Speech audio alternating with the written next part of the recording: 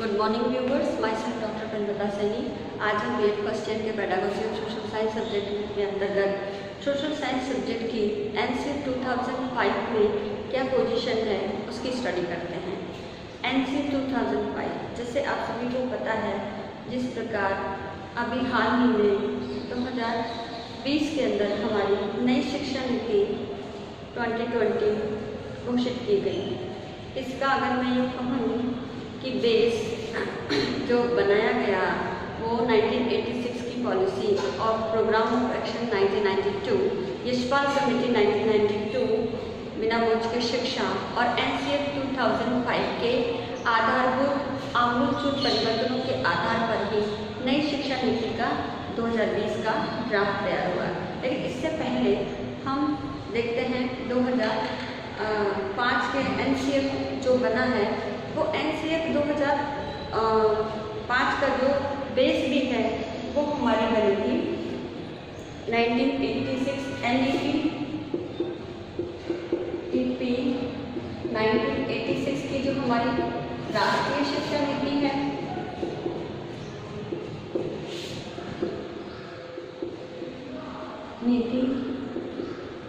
And second है हमारी POA programme of action 1992, ठीक है, जिसे इसका कार्य रूप भी कह सकते हैं, क्योंकि जब 1986 पॉलिसी बनाई गई थी और उस पॉलिसी के अंदर एग्जीक्यूशन में बहुत सारी समस्याएं आई थी, तो उसके ऊपर राममूर्ति आचार्य द्वारा एक कमेटी गठित की गई जिसने इस 1986 पॉलिसी की जो कमियां थी और इसको किस प्रकार से प्रभावी रूप से क्रियान्वयन कर सकें वो बनाया गया। फिर प्रोग्राम ऑफ एक्शन के रूप में बहुत सारी रिकमेंडेशंस और ऐड की गई और हमारे पूरे भारत में इसे लागू किया गया।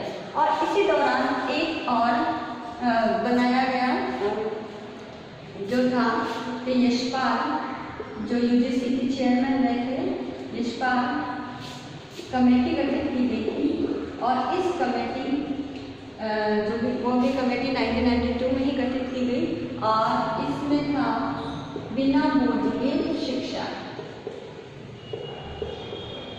बिना बोझ के शिक्षा,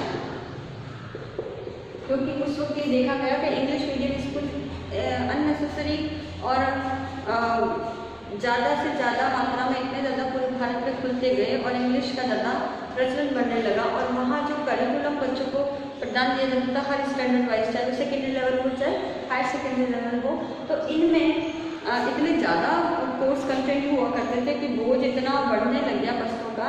तो उन वस्तुओं के बोझ को कम करने के लिए यूजीसी के चेयरमैन प्रोफेसर यशपाल जी की अध्यक्षता में एक कमेटी गठित की गई और उन्होंने अपनी रिकमेंडेशंस दी। उनका नाम भी ये रखा गया कि बिना बोझ के शिक्षा। तो इसी की तर्ज पर आगे चल कर के NCF 2005 नेशनल करिकुलम फ्रेमवर्क 2005 बनाया गया और इस 2005 के फ्रेमवर्क में यह महसूसता की गई कि हमारे देश के विभिन्न राज्यों में अलग अलग पाठ्यचर्या चलती है, तो क्यों ना देश में एक समान पाठ्यक्रम सभी के लिए लागू किया जाए। तो उसकी रिकमेंडेशन के लिए सबसे पहले एक कार्यकारिणी कमेटी गठित की गई। तो इस एनसीईआरटी 2005 में, क्योंकि सबसे पहले हम सोशल साइंस की पोजीशन देखने से पहले हम ये जान लेते हैं कि एनसीईआरटी 2005 है क्या, तो थोड़ा सा ब्रीफ इंट्रोडक्शन मैं देना चाहती हूँ। उसके बाद में आगे सोशल साइंस सब्जेक्ट की जो पोजीशन एनसीईआरटी 2005 में की गई है हम उसकी स्टडी करेंगे। तो सबसे पहले एनसीईआरटी 2005, तो एनसीईआरटी 2005 के अंदर एनसीईआरटी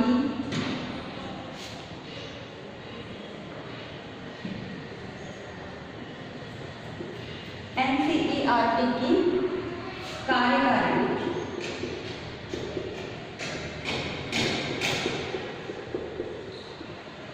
कार्यकारिणी ने 14 एवं 19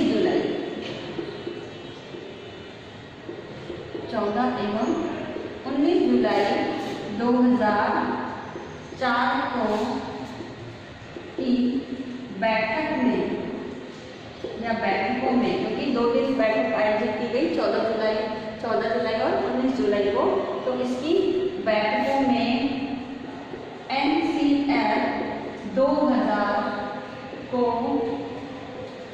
संशोधित करने का निर्णय लिया। सबसे पहले तो जो बना हुआ था NCF 2000 उसमें संशोधित करने का निर्णय लिया। ठीक है, अब इस निर्णय के आधार पर आगे चल करके फिर MHRD यानी हमारा MHRD यानी ministry of human resource development, MHRD ने भी ये जो संशोधन है, इस संशोधन की आवश्यकता महसूस की या इस पर भी बल दिया। तो इस प्रकार NCERT ने और MHRD ने दोनों ने मिलकर के हमारा जो NCF 2005 है इसको, इसका एक बुनियादी एक आवश्यकता महसूस की कि हमारा जो पहले का बना हुआ NCF 2000 है इसमें संशोधन किया जाना चाहिए। तो अब इसके आधार पर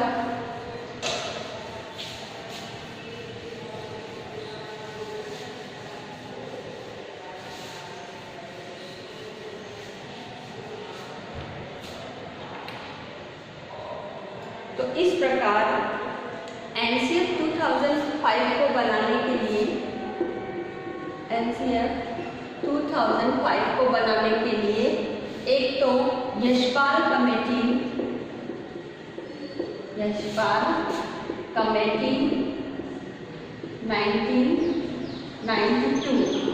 प्लस एक हमारे NCF 2000, ठीक है। तो इन दोनों की क्या की गई, फिर समीक्षा की गई और इस समीक्षा के लिए पुनः एक कमेटी गठित की गई, एक कमेटी यानी समिति गठित की गई और इस समिति के जो अध्यक्ष थे, अध्यक्ष प्रोफेसर यशपाल,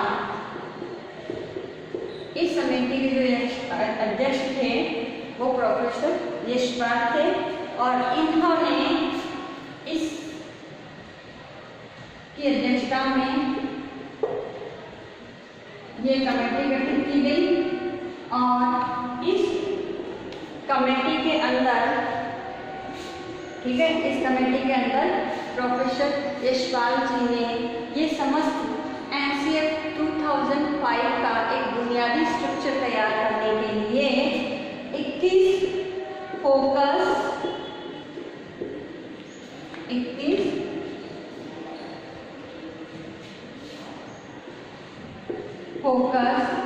समूह बनाए।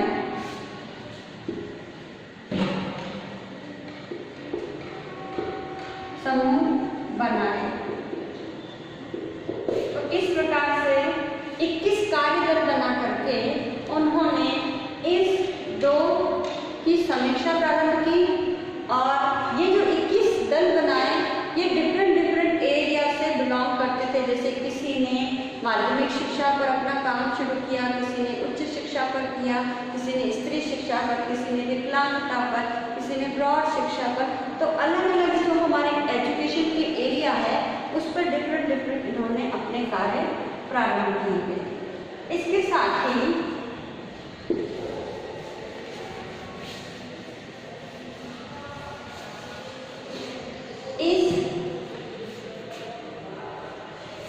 ये जो 21 फोकस ग्रुप की अंदर भी कई समितियां बनाई गई। तो इन समितियों में, इन जो 21 फोकस ग्रुप की जो समितियां बनाई गई, इस समितियों के अंदर जो प्रतिनिधि या सदस्य बनाए गए वो इस प्रकार है। इसमें IA प्रतिनिधि, यानी हमारे जो IASE है ना, institution of advance study in education, जो हर राज्य में अपने अपने स्तर पर बनाई गई है। प्रोग्राम ऑफ एक्शन के तहत इनका गठन किया जाना निर्धारित किया गया था। और हमारे राजस्थान के अंदर भी 2 IASE है, एक IASE हमारे अजमेर में है और एक IASE बीकानेर में है। तो इनके प्रतिनिधियों को इन 21 फोकस ग्रुप में सदस्य बनाया गया। साथ ही NCERT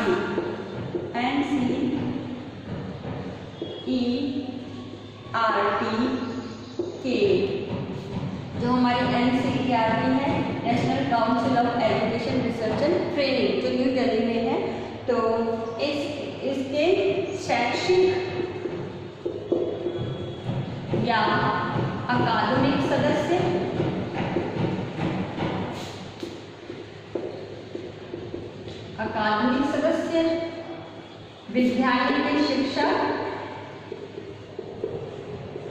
विद्यालय के शिक्षक,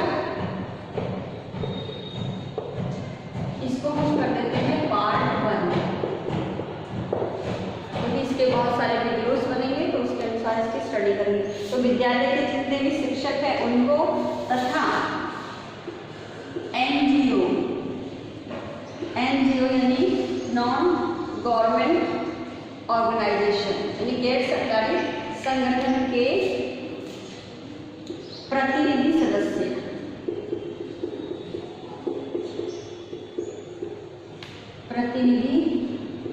सदस्य, तो इनको मिला करके सभी को क्या किया गया, इस सभी जो फोकस ग्रुप है, इन फोकस ग्रुप में इन सभी मेंबर्स को शामिल किया गया। इसके साथ ही इसके NCF 2005 के निर्माण के लिए कई सेमिनार किए गए,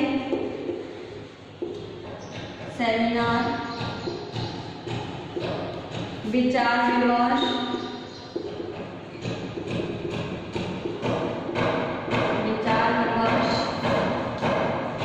तथा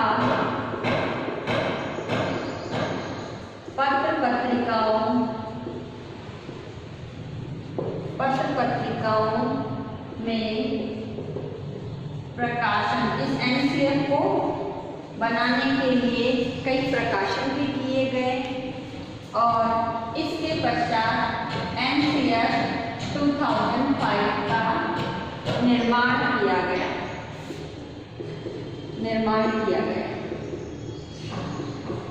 तो इस प्रकार इतने समस्त कार्यवाही होने के बाद NCF 2005 की क्या किया गया, निर्माण किया गया।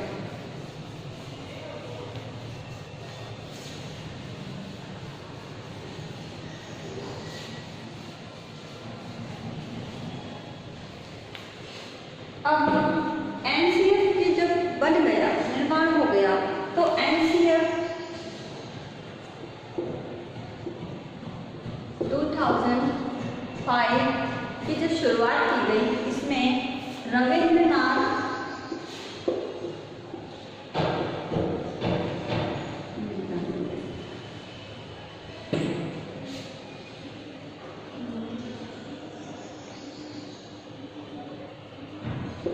ठाकुर,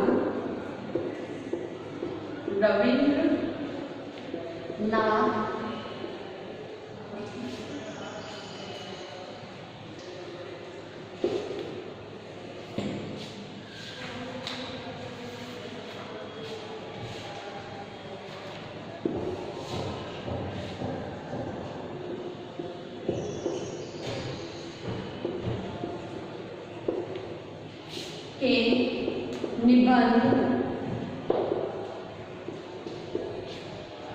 सभ्यता और प्रगति, ये उन्होंने निबंध लिखा था। तो इस निबंध के द्वारा NCF 2005 की शुरुआत की गई और इसके अंदर NCF 2000 प्लस NEP 1986 की जो पॉलिसी है और POA यानी प्रोग्राम ऑफ एक्शन 1992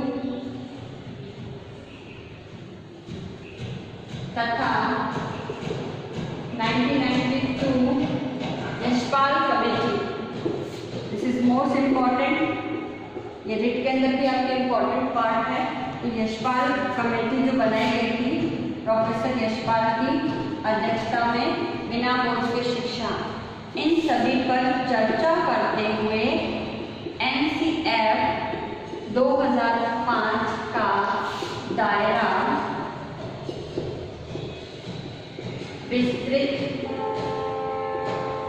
किया गया। तो इस प्रकार NCF 2005 इन सभी जो हमारी नीतियां हैं, कमेटी है, इन सभी अनुशंसाओं को ध्यान में रखते हुए उनकी समीक्षात्मक अवलोकन करने के पश्चात और हमारे देश की वर्तमान स्थिति को ध्यान में रखते हुए और इस NCF में वर्तमान समय की आवश्यकता अनुरूप क्या क्या पाठ्यक्रम होना चाहिए, उस पाठ्यक्रम की आवश्यकता पर बल देते हुए इस NCF 2005 का दायरा अधिक विस्तृत रखा गया। तो आज के वीडियो में हम NCF 2005 का इंट्रोडक्शन देखेंगे कि देखा है और हम इसी की स्टडी करेंगे। और आज का जो असाइनमेंट है आप लोगों को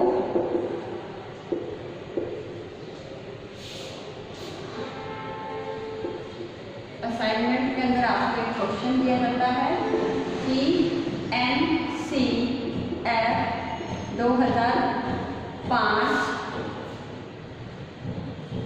की अवधारणा को